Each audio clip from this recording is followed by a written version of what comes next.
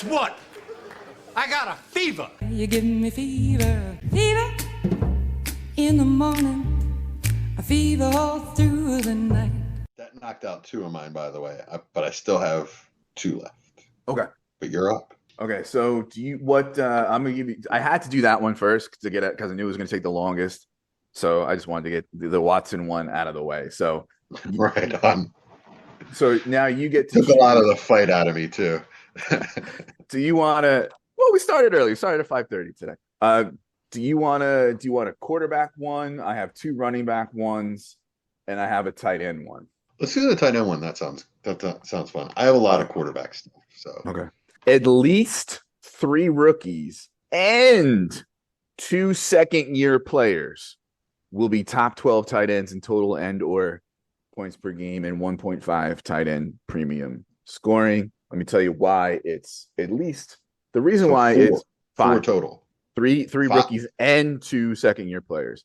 Okay, Ooh, so the reason why it's bold is, tight ends take a while to develop, rookie tight end history, narrative, that sort of thing, where these guys are ranked, that I don't have to explain much to people.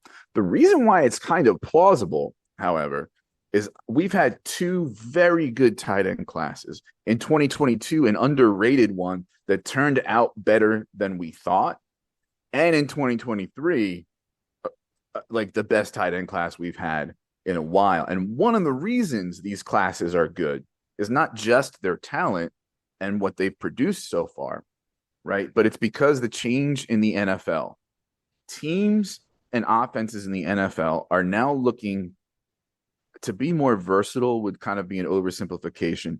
They want to be able to beat you in different ways. So if you take a look at the Buffalo Bills, for example, right now they've got an answer for intermediate. They've got an answer for 12 personnel. They've got a banger running back in Damian Harris, right? They've got more options than they did last year, right? They've got more ways to beat you, and more NFL teams are doing that and it's particularly by adding in more 12 personnel when appropriate and move tight ends, big slots, whatever you want to call them, right? Those trends are favoring the 2 classes, the 2 talented, tight end classes, because those guys are fitting what the NFL now wants to do. So it's less spicy than it might have been, in my opinion, say 4 or 5 years ago, right? And so when we look at the names that we can rattle off from 2022 and 2023, who could all potentially hit this mark of top 12 tight ends, which, remember, doesn't take much, right? There's like a huge drop off from like tight end 2 to tight end 5. And then probably like from tight end 5 to tight end 7 or 8, there's like a sort of a big drop off. And then like it's just flat, right? So it doesn't take much. And so I think it's spicy, but it's also plausible, which is why it's on the show. Yeah, Brian, of course, I get what you're saying. So let's take a specific example and something that I've been thinking about personally for a while that I haven't heard anyone else say. And yes, we all know in the fantasy community that they're going to take Dalton Kincaid and split him out and play big slot. And he's going to, they may call it 12 personnel, but it's not going to be 2 inline tight ends ever. Right. Well, maybe, but that's not going to be what they really play. What we talked about this, I think it was last year, about Buffalo struggling against 2 deep safeties because of their personnel. Gabe Davis, Khalil Shakir, Stephon Diggs are speedy players that you're trying to throw the ball downfield to, and big arm quarterback, and they're trying to throw the ball downfield. And teams were sitting back on them, and they didn't have a big back or a big slot to take advantage of that. And now they do, right? So this is specifically designed to beat a look that they've been seeing a lot of. And it's really going to punish teams because you can't just come out of that look and then let Gabe Davis and Stephon Diggs beat you over the top. Because as much as we beat on Gabe Davis and as much as I've bought and sold and profited on him because of the ups and downs. He's still a talented player with a lot of speed and athleticism. And if you don't double him over the top, he'll score 5 touchdowns in a playoff game on you. You know what I mean? So Dalton Kincaid is really going to be, and I hope it's right out of the gate. That the reports are awesome. You know, they love him and the connection is real. And I hope it's right out of the gate. I really want to put this narrative that it takes 3 years for a tight end to be good. Really want to put that to bed. That's the old school tight end. And it may take Mayer 2 or 3 years to be that good because he is kind of that old schoolish tight end, you know, with probably some limited athleticism. The way I've heard it put is they're almost learning 2 positions at once: NFL tight end and blocker, like offensive line. Right. So players like Kincaid and probably Laporta and Musgrave probably aren't really being handed that second learning curve right now. When they're raving about Laporta and Musgrave in camp, it's as a receiver, you know, and they have a plan to use those guys. So I really like the call. You made it spicy by the number that you picked. 5 is a lot. So it's definitely doable. You got 3 guys this year that I just named that very possible. However, if one of them misses, you know, although, I mean, there's a lot of guys in this class. What if we're talking points per game, Schoonmaker could come off his injury and overtake Ferguson at some point and start doing it towards the end of the year. Could absolutely happen. You know, we liked the athleticism and the receiving ability. Players like Brenton Strange and Latu. Latu's hurt, so that's not going to happen. Brenton Strange is blocked behind Ingram and probably is learning the blocking and the receiving at the same time. It's going to be tough. I mean, if you want to go back to last year, there's a shitload of guys that we love, right? I probably should have reversed it and said 3 second-year players and 2 rookies, but, you know, adds a little more spice, I guess, the other way. Dulcich, Jig, McBride could do it. Who I'm missing some big names, right? Isaiah Likely, Ferguson, Cade Otton. Dude, Cole Turner could, especially in points per game, be that guy with Sharon, like with Logan Thomas, old and often injured in front of him. Yeah, right. You know, like. But go back one. Daniel Bellinger, like people say like, oh, he's buried behind Waller, and I get it. I lowered him in my rankings, but you know, how much 12 the Giants going to run? You know, like maybe he's sneaky there because there's not much wide receivers to throw slot. To.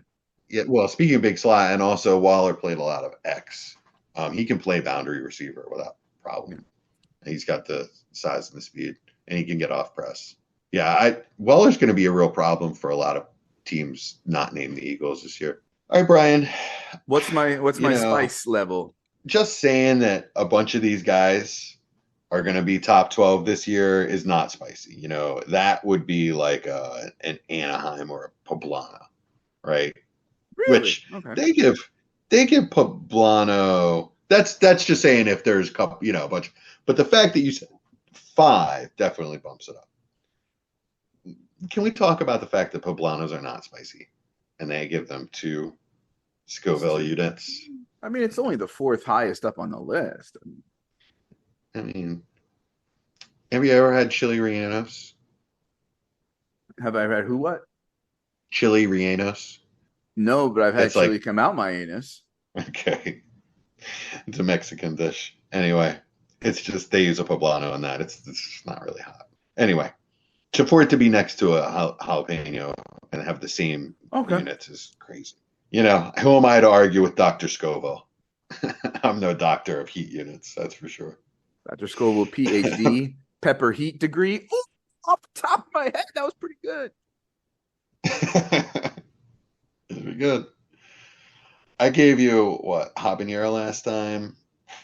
We're going to have to go a little lower. This is a cayenne. Okay. Right? It's 3 units. It's hotter than Tabasco. Cayenne also sticks with you for a little while. If you ever had anything with cayenne, it sort of like lingers. Okay. So you said you have 2 left. So throw your next bold prediction at us. I got a rookie one for you. Ooh. Marvin Mims will not only win Offensive Rookie of the Year, he will lead all rookie fantasy wide receivers in total points and points per game.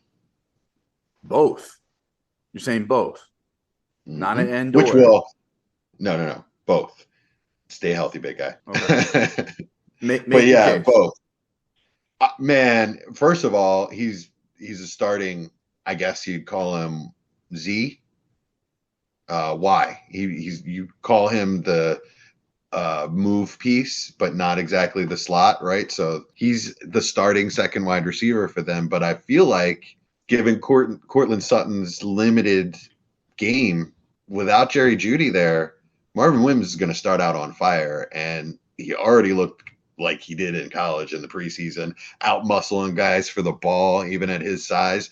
Playing up the physicality, the speed was there. Just, I love this guy. I think JSN is kind of blocked a little behind two other wide receivers and not exactly healthy, so that could limit his beginning to the season. And I love his place in this offense. I think Russ is going to find him. I think the connection is going to be like downfield, a lot of big plays, and he's also got a short and intermediate game. I love him. His really at wide receiver, his only other competition, I think, right now would probably be at Addison. But as far as Offensive Rookie of the Year, he's got a big hurdle in Bijan. Right. Yeah. Which adds to the spice. So I'm here for it. I love me some Marvin Mims. Right? I just think he's looking good. Yeah. I just think he's exactly what we thought he was going to be already. And I'm thinking about, like, I have this redraft league, man, where I told you I took Cooper Kupp. Well, I had Cooper Kupp as my keeper. I also drafted Jeudy as my flex, so I don't think I'm going to be able to start him. So, like, I'm already inserting Monty. I think I'm going to start Marvin Mims, man, over Pittman. What do you think about that? I think early on that's a good bet, because like this week if Jeudy doesn't play, is what I'm saying. Yeah, we don't know how that early season passing is going to look with Richardson and Pittman. There's a good reason to feel better about now. Again, ceiling wins championships, but there's also, I wouldn't say exceptions to the rule, but there's different ways you do it. Balancing your floor plays and your ceiling plays on a week to week basis. So, I have Mims, I think, in. No, I don't. I thought I had him in this league, but anyway, I was going to talk about a league where I thought I had Mims, but yeah, I'm here for it. He was my wide receiver 3, even after the NFL draft, ahead of QJ and Flowers, who were first round picks. So I'm here for it. There's definitely some spice in the sense that Jeudy may come back. There's people who are Russ doubters. There's some spice in Bijan as the hurdle, right? Like there's definitely some spice there. Now, I just I wonder how you feel about numbers when they confirm your priors. But college, this is courtesy of Football Insights. College receivers at a career 2.7 plus yards per route run, which is like nuts, and 0.49 first downs per target since 2014, minimum 150 targets. Jamar Chase, Devonta Smith, CeeDee Lamb, Chris Olave, Garrett Wilson, Jerry Jeudy, and Marvin Mims. He's a producer, and he produced in a couple different offensive systems. He stayed when Lincoln Riley and Caleb Williams left and still produced. I'm here for it. So let's see. Spice level is...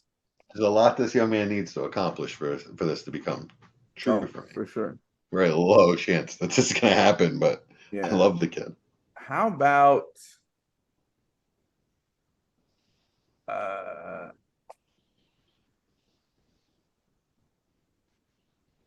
a Fatali? Fatal. Ooh, a fatal that is a fatal. Ooh, pepper. that is spicy. A fatal pepper. Yeah, it's a four pepper rating, 125,000 to 325,000 heat units. So I'm gonna give you a Love it. fatale. Is it A Italian? I don't even Vitale. know. Seems Italian to me.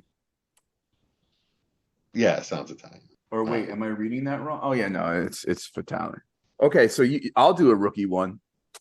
Last year I hit on James Cook would be outside the top 5 rookie running backs in scoring. Let's kind of double down on that.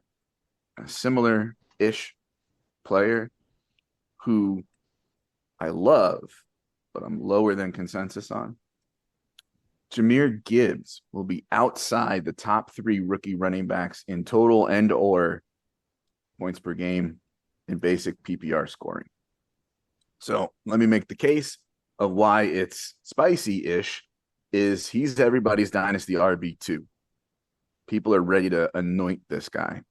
Um, they used first round capital. Did you see the way the room reacted when they drafted him? 12th pick. He's going to be an offensive weapon. I don't necessarily disagree with all of that, but let me make you the case why it's plausible. A lot of people point to his career college numbers in yards per route run and targets per route run, and I get that. It's like just redunculous. A good comp is actually Christian McCaffrey, right? But if I'm going to make the case against him, I'll peel the onion a little bit for the purposes of a bold prediction. 2 things. When he was at Georgia Tech, big fish in a small pond. Who else really are you going to give the ball to, right? And then at Alabama, he comes to Alabama at a weird time when their wide receivers aren't as good as they have been in recent years, right? So of course you're going to throw to Jahmyr Gibbs more. He was a big part of the passing game, but also his snap percentage at Alabama wasn't great. He was only on the field for like 55% of snaps. His red zone and goal line usage was low to non-existent around the goal line. So I question his volume, despite the fact that I lean into ceiling and talent and efficiency and all that, right? I do think that we're ignoring his size, right? He's not small. He's not Deuce Vaughn. He's not Devon Achane. He's even bigger than James Cook because James Cook is listed at 190 now, but he is what he is, right? And when we think about bets to make under 200, under 205, right? Not often a great bet to make. But the NFL is changing, right? I think his best shot at really showing out is the first 6 games with JMO out, and while he has a rookie tight end developing on his team, but he's also a rookie who is going to be perhaps slow to develop, as many rookies are in fantasy, and could be slower out of the gate than people want. Monty is a better pass catcher than Jamal Williams was. Gibbs is a better runner than Swift, but Monty's a better pass catcher than Jamal Williams. There's going to be less reason to split the roles in such a specialized way. Jahmyr Gibbs can stay on the field to run in more ways than Swift did. Monty can stay on the field to pass pro and catch passes more readily than Jamal Williams can. Jamal Williams wasn't a bad pass catcher. He did it in Green Bay a little bit when he was with Aaron Rodgers, but Monty's better. He's more competent. He's not great. He's not Jahmyr Gibbs, but last year they basically had to have like a set of types of plays they could do with Swift, and a set of plays they could do with Jamal Williams, and I think the roles are going to blend more. That could lean in Gibbs's favor, and he gets more rushes than we expect.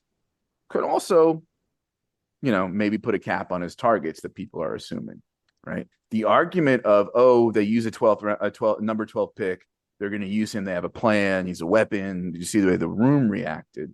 Okay. My counter to that is they're super excited because he's a super great fit for their system and the way they want to use him, which is a good thing, but doesn't necessarily mean it's going to be a million touches. It's just like, this guy fits what we want to do so well, we're going to grab him, right? And I would refer people to a similar pick a few picks later in the round, Jack Campbell. They were kind of panned for taking him and reaching on him and drafting him way too early, but they did it because he's a specific fit for what they wanted to do on the defense, right? So and the Lions drafted that way. They said, we're going to do what fits what we're doing, right? So that doesn't necessarily mean it's going to be a million touches. It means, gee, he's that piece that we need to fit this part of our offense, right?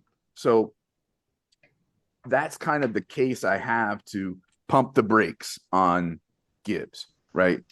Top 3, I changed it from top 5 because let's face it, right? Like, it's much more plausible that James Cook wasn't a top 5 last year than Gibbs isn't a top 3 this year.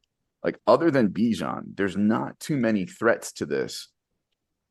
So that's why I think there's some spice to it, right? Like, it's Bijan, it's Gibbs, and then it's wide open, right? Charb, Tank, Kendre Miller, Roshan Johnson, like any of those number of those guys could step up. So that's why I think there's a bit of spice to it. Outside of the top 3. So you're kind of preaching to the choir here. It's not that I don't love the ability. It's just that I don't see the path to volume. You know, yes, they're going to use him, but they didn't sign Monty to be a backup, to be his backup. That's not what they don't have. You know, their skill sets aren't similar. So they're not going to be used the same. Gibbs is not going to be a red zone. I mean, he might be from the 20 to the 10, but, you know, he's not going to be getting goal line touches. That's obvious. He'll get destroyed. They'd be stupid for them to, you know, to put him in those situations. And Monty's a better pass protector all day, hands down. I mean, there's no question about it. So when they're facing certain teams, it's going to be hard to keep Gibbs on the field, at least in the backfield. Now, if they're really going to, you know, put him out in the slot as much as they say they are, and the most recent report, which is so ridiculous to me, is that they could use him as their primary downfield receiver, like run and go routes. So I don't necessarily believe that. He doesn't have the size of he doesn't have the type of ability to win. You know, as a boundary receiver, he can't play. Right. Like, he's a good route runner.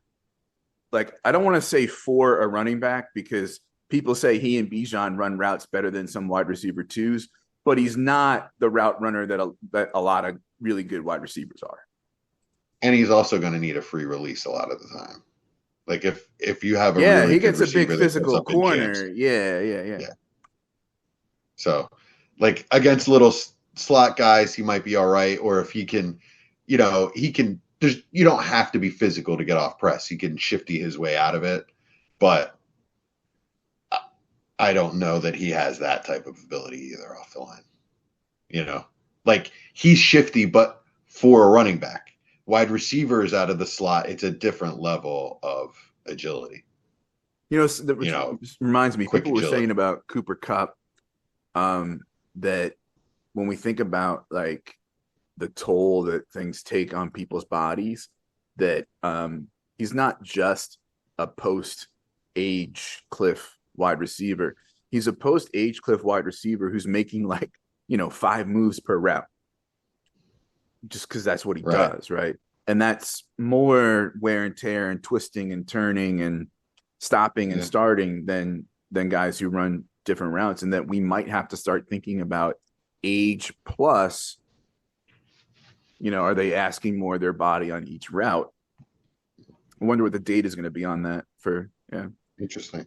I mean, I would say Diggs would absolutely fall into that category. And a lot of these younger guys they get open with their agility and making moves, like you said, stopping and starting, and, you know, the Hunter Renfrow types that'll make, like you said, 5 moves on a 5-yard pattern. I wonder. It's good. It's a good question. It's pretty spicy it's really spicy to the rest of the dynasty community. To me, not as much. So I have to judge where I think other people would be with this. So personally, I'd have it kind of down. It's kind of a Tabasco to me. It's a little spicy, but not like I can really see it happening. Just that he doesn't get the volume. It just it just really feels like a setup to me, to be honest. But with the rest of the way that the fantasy community feels, you're saying outside the top three, he'll finish 4. So there's 2 other guys besides Bijan that'll finish. There, most people think you're nuts. I'm torn between a tie and a Scotch bonnet. I'll give you the Scotch bonnet on this one. Hey, all right. Okay. I'll take it. So that's the low end of the 4 banger. I'm up in the 4s. Yes, this is good. All right. What's your next bold prediction? All right, it's my last one.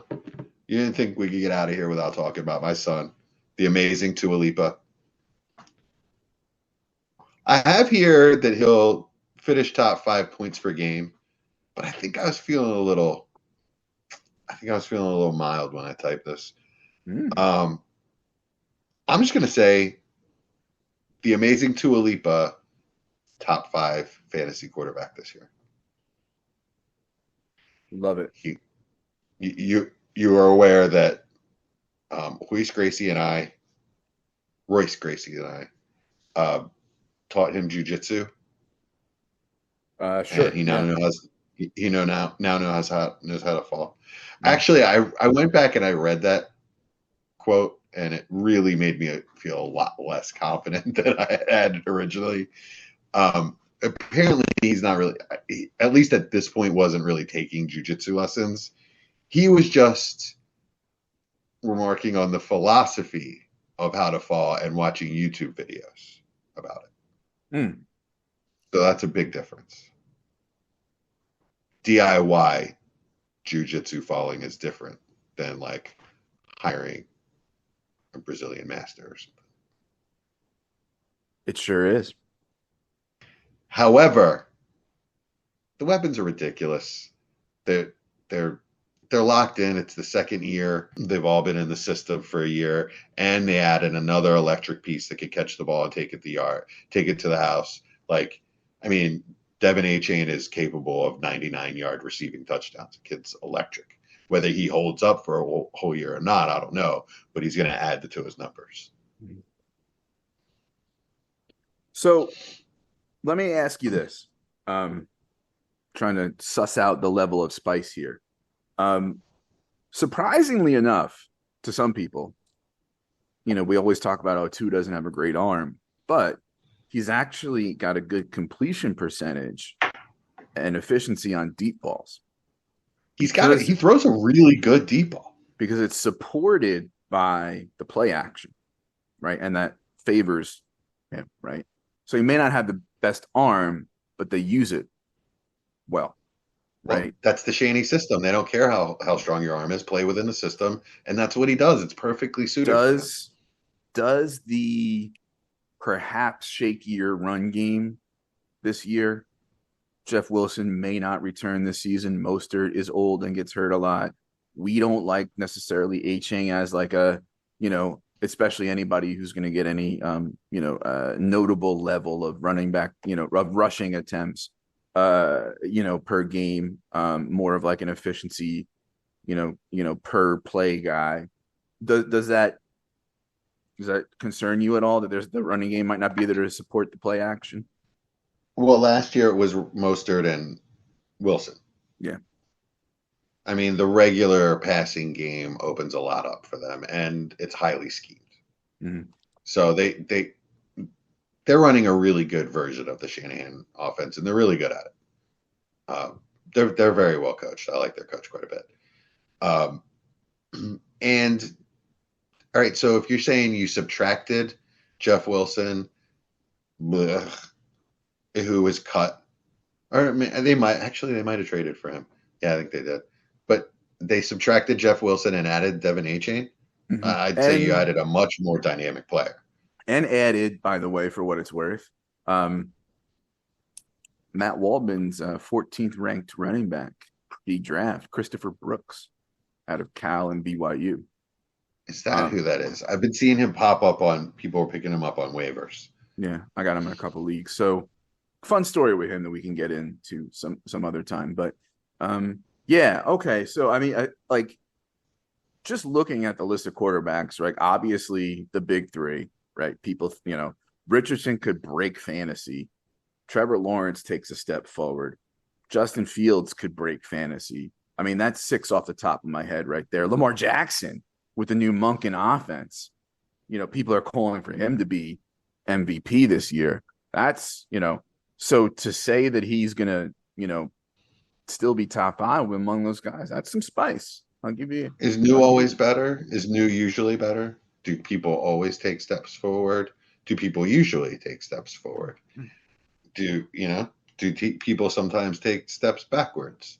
Do some of these quarterbacks that could break fantasy break an ankle?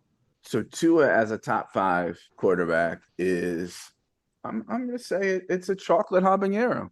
Yeah, I like it. Thank you, sir. That's 2 chocolate habaneros. Yeah. Nice. So my ass is going to be lit up tomorrow. For the listeners, chocolate habaneros do not contain or taste like chocolate. No, right. So no, don't go really seeking them out. Right? Yeah. Okay.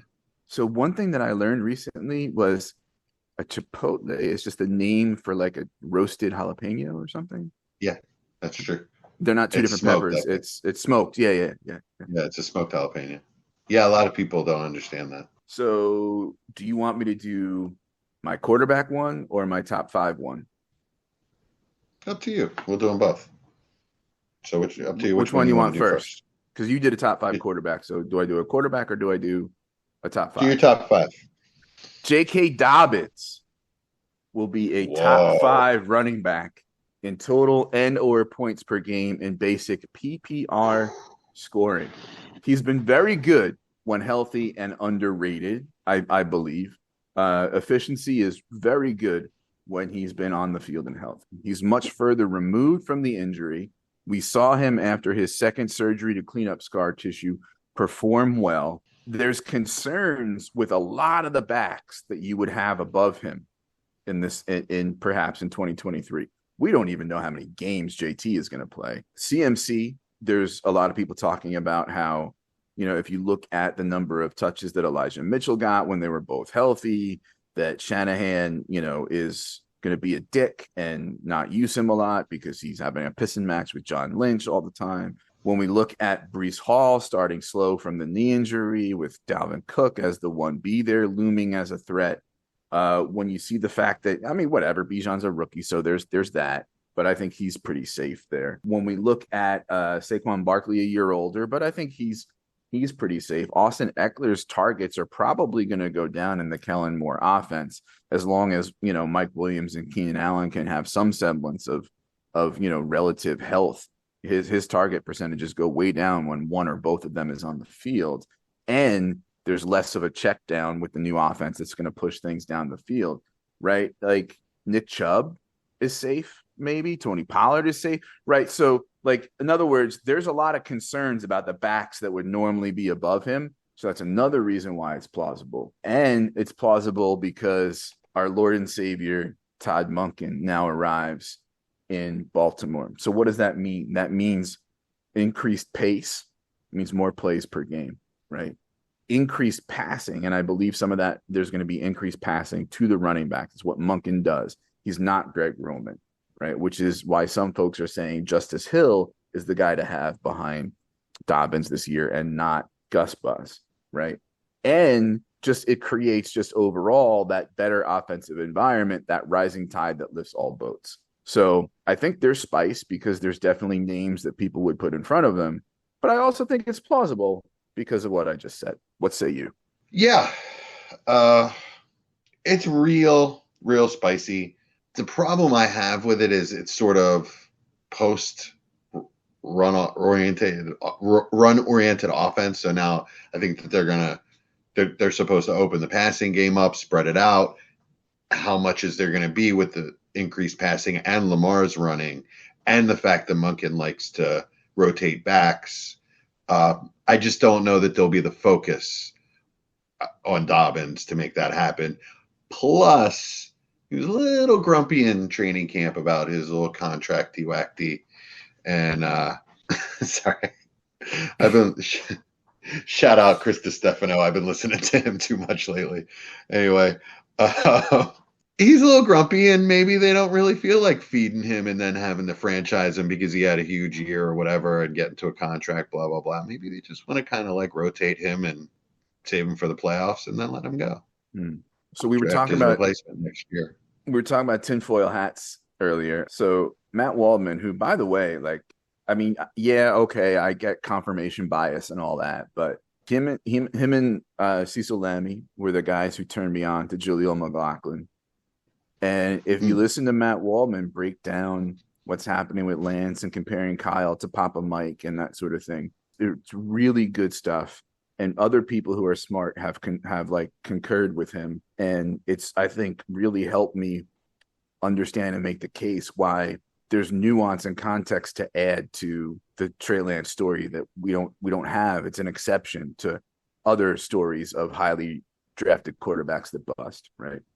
Anyway, he's got this, tinfoil hat theory, which he says is a tinfoil hat theory, that this was a conspiracy to keep Dobbins out of a lot of the preseason to preserve him and not get him hurt, that the team was in on it, that like you'll have a little bit of a hold in to sort of say that, you're whining about a contract. And Harbaugh, if you remember, was very like, didn't say much about it at all. He was just very like, we'll see him when we see him. No update, that kind of thing. You'll have to ask JK about that. Yeah, right. And that this was everybody's way of saying, okay, you get to complain that there's no contract, which we know you're not going to get and don't deserve anyway. And we get to like preserve you for a few weeks of not taking hits and things like that. So, but interesting, conspiracy theory. But so spice level. It's very, very spicy. The one thing that I'll say, though, is he is one of those guys that could do it. When you look at the top 5 in running backs every year, it's always a different set of guys. You might have 1 or 2 names that stay the same from year to year, but with the injuries to the position and how fast guys can fall off or out of favor, it's tough to repeat that kind of thing, and it's tough to predict. So there's always new guys up there, and Dobbins, I agree, has the ability to do it if given the volume, and he's got to stay healthy and be given the volume. Yes, if those 2 things happen, I believe it. I just gave the case for those 2 things not happening. Right? So, yeah, that's very spicy. I'm going to give you your spiciest yet. Dare I say it? I'm going to give you a chocolate habanero. It's not quite a ghost pepper because, like I said, he's one of the guys that can do it. He has the ability. Those guys don't grow on trees. There's maybe 10 guys that I think have the ability, maybe 15, but probably closer to 10 guys that have the ability to do it. And then everything, stars have to align. And it's a good time to remind everyone something that I've been thinking about a lot, and I don't think that we spend enough time talking about in our community. And that's that every single thing about everything is about to change. Oh, yeah. Right. And there's so much shit going on behind the scenes that we can't ever know and won't ever know and will manifest on field. And we won't ever even know why it happened. And it's going to be crazy to us. So Dobbins jumping up and doing that. How the fuck do we know? Todd Monken could be laughing at us right now. Because we know he's listening. If you're listening, Todd Monken, and we know you are, you're laughing at us. Justin Herbert will be the QB1 in total Endor points per game in basic 6-point TD scoring. Total year. And it's Endor. All of mine are Endor. I don't. Yeah. Or. Okay. Yeah. The QB1. So I have him ranked 4th. He's generally 4, 5, or 6 in most people's rankings and in ADP. Last year was a down year for Justin Herbert, and it still didn't do all that badly when you look at where he ranked. But he had injured ribs for a good part of the year, which I think, inhibited him in several ways, including, taking hits rushing. And an injury that I think a lot of guys wouldn't have played through. He looked really hurt when it happened. And he had wide receiver injuries to deal with, right? And I think both of those led to, as well as the offensive coordinator, a third reason led to a lower ADOT than we would really expect from Justin Herbert, much lower than 2021, right? We now bring in, famously, Kellen Moore, who likes to push it down the field, likes to have fast pace of play. I believe last year, didn't he lose Rashawn Slater for a little while too? And they've kind of improved the offensive line, I think, a little bit this year. So we've got that developing, right? And so he does just enough rushing, I think, to be in contention for one of these high-scoring quarterbacks. He's not Allen, he's not Hurts, he's not Fields, he's not Richardson, he's not Jackson. But he's more than, say, Dak or Burrow when we think he's healthy. So I think he's got just enough rushing to be sprinkled in there. He had 41 combined passing and rushing touchdowns in 2021. When he had better overall conditions in the offense than the ones I just described for 2022. This offense could go off the same way that the Baltimore offense could go off now that Monken's there and that sort of thing. If it does, a healthy Justin Herbert steering the ship could be the QB1. All it takes is not only things breaking right, but who knows? There could also be, I don't know, a high ankle sprain for Pat Mahomes, some kind of regression for a quarterback that we're not, expecting, to do that. So maybe Lamar Jackson passes so much in the Monken offense that, his rushing is down to a degree where he's maybe not going to be a top 3-4 QB, et cetera. So, that's my case for why it's both spicy, but not, beyond the pale out of left field. Yeah, he absolutely has the ability, and more than Dobbins. Like, obviously the volume's automatically there for a starting quarterback. And yeah, I agree. Last year didn't go well. It didn't go the way we expected it to. Now, expecting Mike Williams and an aging Keenan Allen to stay healthy all year again might be a little bit of fool's gold. So Josh Palmer was admirable. I think he's a pretty good 3/4 wide receiver, for that team. Fill-in kind of guy. Not that dynamic. Quentin Johnson is very dynamic. We're going to have to see how they use him. He's really raw. I think he could contribute some splash plays. I'm not big on Quentin Johnson. I don't think he's going to. I certainly don't see an early breakout for him anyway. But as far as their offense goes and him helping Justin Herbert, I could see them throwing bubble screens or short schemed things to Quentin Johnson and trying to let him use that electric acceleration. That could absolutely help them. But again, Mike Williams, just way the guy plays, I expect his back to break every game. He's just kind of a lunatic the way he plays, but that's a big part of his game. So you kind of expect him at least to miss some time. It was like expecting Chris Carson not to get hurt with the way he would try to run through brick walls and stuff. # elite violence. Yes, exactly. Yeah, I would love to have, I love the offensive coordinator upgrade, but I would love to see a little more. Yeah, they spent a first round pick on a wide receiver, but God, did it have to be that guy? Wouldn't you have loved to see Zay or JSN there? Yes, but or Marvin Mims. Well, yeah.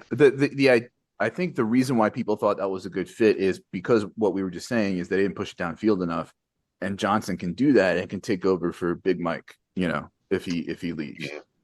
Yeah. I mean, I guess in a perfect world, it's very rarely. Listen, there are people listening right now laughing at us and saying, dude, come on. If you're going to bet on, Christian Watson, well, they're saying, Brian, if you're going to bet on Christian Watson, and you admittedly were slightly wrong about Christian Watson coming out as a rookie, you now have a big, athletic, kind of raw wide receiver attached to Justin Herbert. Why are you not making that bet? Yeah, I think and I guess I've never really admitted this like as openly before. So I need Sig Bloom around, I guess, because this is going to be Yeah. on the couch session a little. I think we're finding out that this is a wide receiver type that I just don't believe in. Mhm. Maybe they hurt me in the past. Mhm. You know, Todd Stinkston. You know, The because we Eagles were just both never had a also a bunch of little these guys. lower on. We were also, I think, lower than consensus on London coming at in the 2022 draft process. You and I as well. We kind of had him fourth among those big four. So, yet at the same Yeah, time, historically, I've loved me some big beefy wide receivers. So, I don't know. I think Drake London's a lot more polished than any of the other guys that we're talking about. He can actually Sure, run routes. yeah, I would. Yeah, I would agree. And I really do like the way he uses his size. I think he's more T. Higgins than the rest of those guys. Mm. All right, so spice level for the Herbert.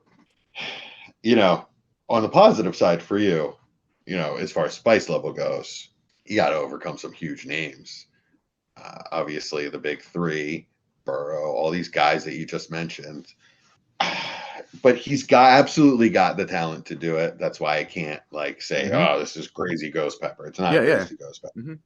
For this one, because the competition is so stiff, he could have an amazing year and still be like 6 or 7. I give it to you the Fatale. Okay, I'll take it. I give it to you the Fatale. It's I'll take 4 Scoville units, not even the lowest, like right in the middle of the 4. Mm-hmm. None of us got crazy with the Ghost or the Carolina Reapers or anything like that. Yeah. Well, I mean, and I think one of the reasons why is, it's fun to do the whole spicy and hot take and the pepper, but really what we're talking about here is slightly plausible, 80th percentile or 20th percentile outcomes for what's happening, right? Like it's within the range of outcomes. So it's not hot takey just to be hot takey. It's like, here's why this could happen, and like keep an eye out for it this year, Right. Yeah, and we may have exaggerated and added some hyperbole. It's not exactly the epitome of hyperbole, but it was a little bit of a hyperbole just on its own. But Right. the genesis comes from what we shout out Brian Rieger. The genesis comes from things that we actually believe, right? We may have exaggerated the hell out of them, but we really do believe in the players that we brought up to make an impact this year. Any other last words on the offseason?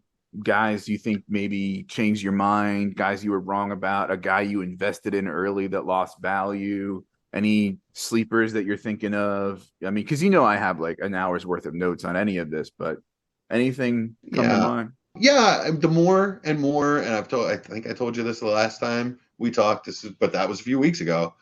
The more we go through this process and the more teams that I